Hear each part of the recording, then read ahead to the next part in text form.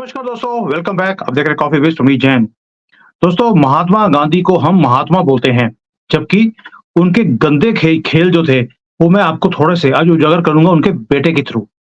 उनका जो पुत्र था हरिलाल गांधी, उसने 27 जून 36 को 1936 को नागपुर में इस्लाम कबूल कर लिया था और 29 जून 1926 को मुंबई में उन्होंने सार्वजनिक घोषणा भी कर दी कि वो हरिलाल गांधी से अब्दुल्ला बन गए हैं।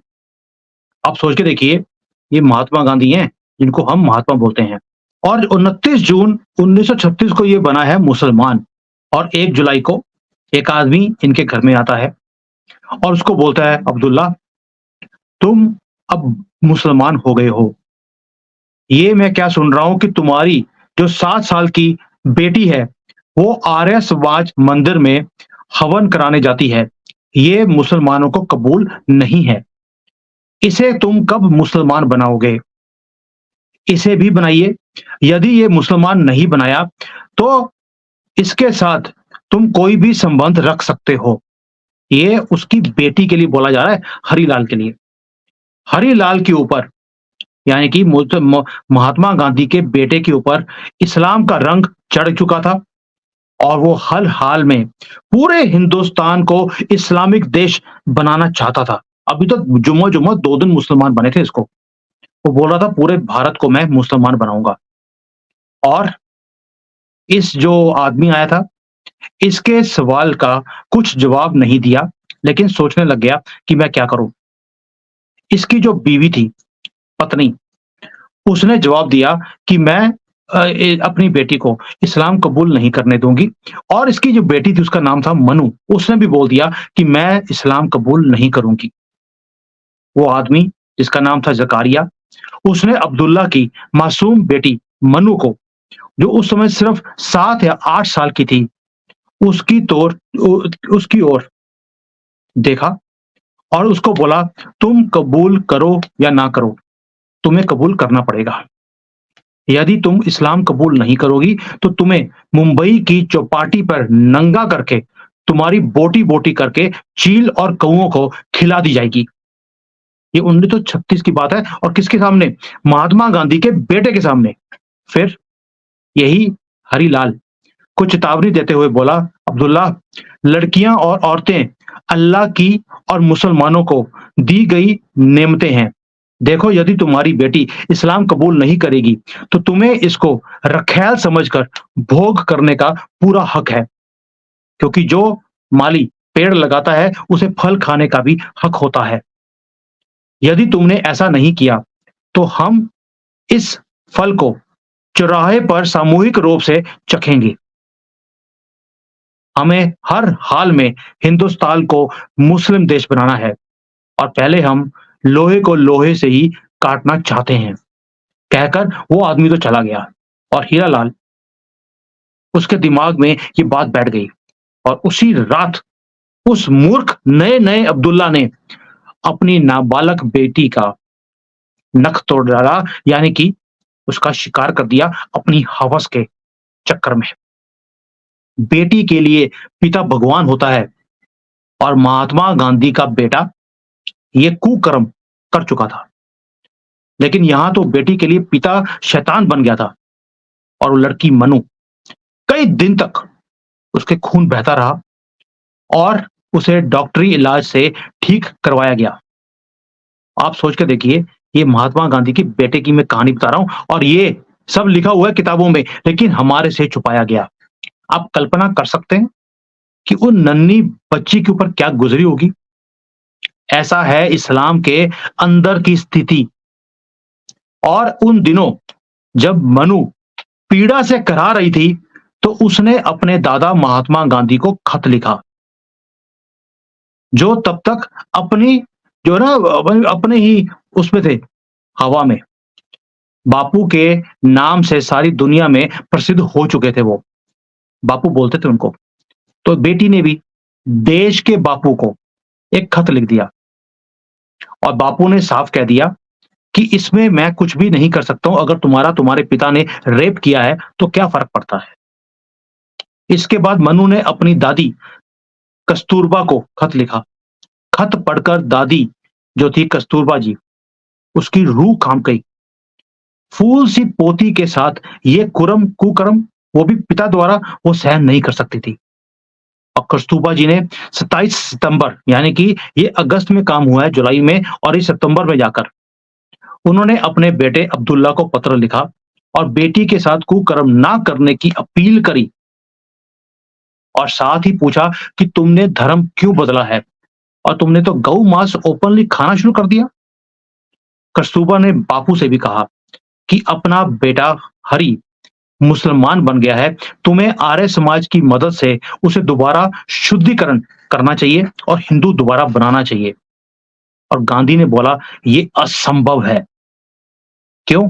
क्योंकि देखो मैं खुद शुद्धिकरण जो है इसके आंदोलन के बीच में बैठा हूं, इसका विरोध कर रहा हूं।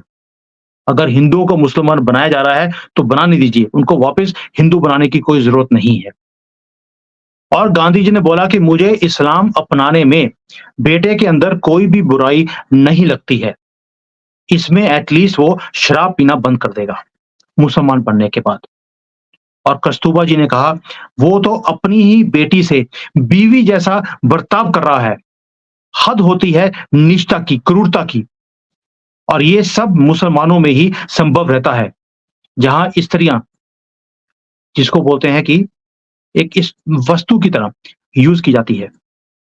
और गांधी जी ने बोला अरे नहीं, वो तो ब्रह्मचार्य का प्रयोग कर रहे हैं, जैसे मैं भी अनेक औरतों के बीच में रहता हूं नंगा होकर, ये चेक करने के लिए कि मैं जो अपना ब्रह्मचार्य का व्रत है उसकी परीक्षा लेता हूं, मुसलमान भी ऐसा ही करते हैं।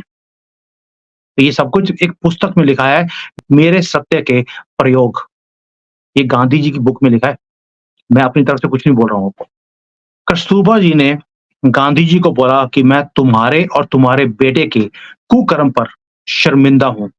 कहते हुए वो घर से निकल पड़ी और सीधे पहुंची आर्य समाज मुंबई के नेता श्री विजय शंकर भट्ट के द्वार पर और साड़ी का पल्ला फैलाकर आवाज लगाई, क्या अभागन औरत को भिक्षा मिलेगी? विजय शंकर भट्ट बाहर आए और देखकर चौंक गए कि कस्तूरबा जी उनके घर के द्वार पर भिक्षा मांग रही है। उन्होंने बोला, मां, क्या चाहिए तुम्हें? तो मां ने बोला, मुझे मेरा बेटा लौटा दो, वो विधर्मियों के चंगुल में फंस चुका है और अपनी ही बेटी को सता रहा है। और आर्य समाज वालों ने बोला, मां आप निश्चित रहें, आपको ये भिक्षा अवश्य मिलेगी। और कस्तूरबा जी ने बोला, अच्छी बात है, तब तक मैं अपने घर नहीं जाऊंगी। कहते हुए कस्तूरबा ने उनके ही घर में डेरा डाल लिया। अब विजय शंकर भट्ट जो हैं, उन्होंने अब्दुल्ला को अपने सामने बुलाया, वेदों की इस्लाम पर श्रेष्ठता बताई और सब कुछ बताने के बाद जो अब्दुल्ला ने सब कुछ सुना, उसको आत्मग्लानि हुई और वो इस्लाम को छोड़ने के लिए वो राजी हो गया।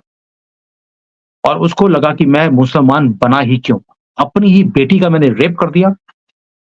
फिर अब्दुल्ला को स्वामी दयानंद का प्रकाश, जिसको बोलते हैं सत्यार्थ प्रकाश, पढ़ने को दिया गया, जिसका असर ये हुआ कि जल्द ही मुंबई में खुले मैदान में हजारों की भीड़ के सामने अपनी मां कस्तूरबा और अपने भाइयों के समक्ष आर्य समाज द्वारा अब्दुल्ला को शुद्ध कर दिया गया और हीरालाल गांधी दोबारा से बनाया गया।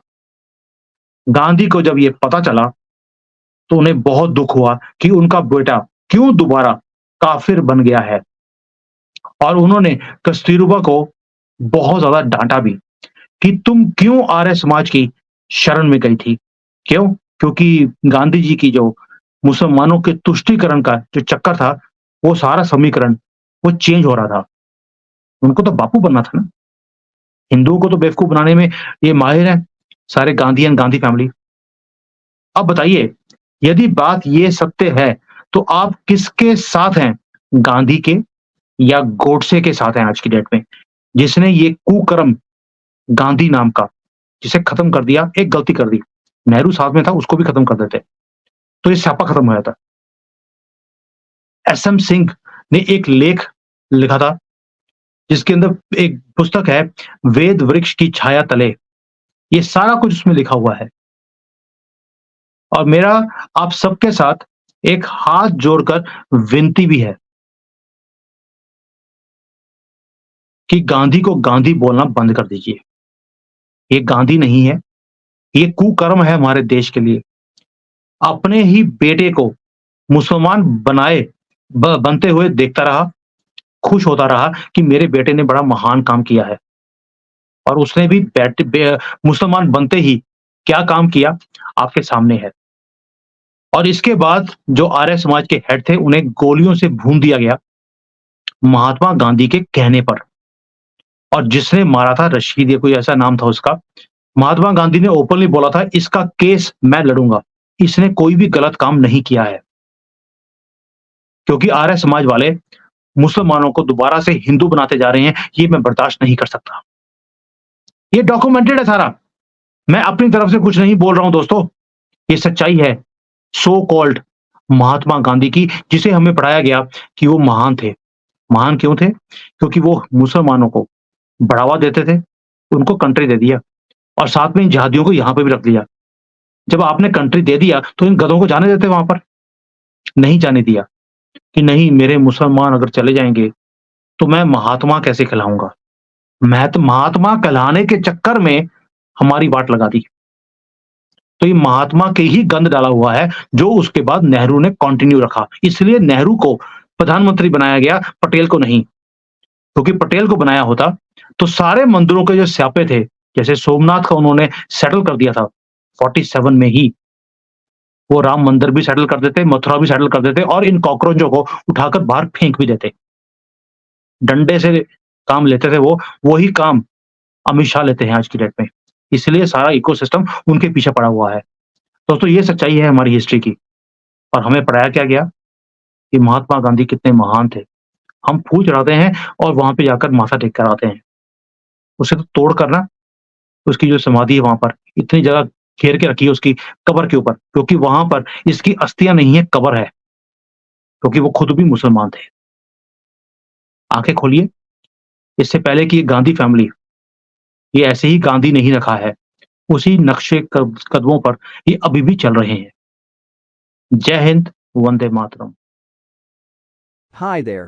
If you liked the video, please don't forget to smash the like button, subscribe to our channel, and activate the bell icon so that you receive all notifications whenever we upload a new video. Thanks for watching.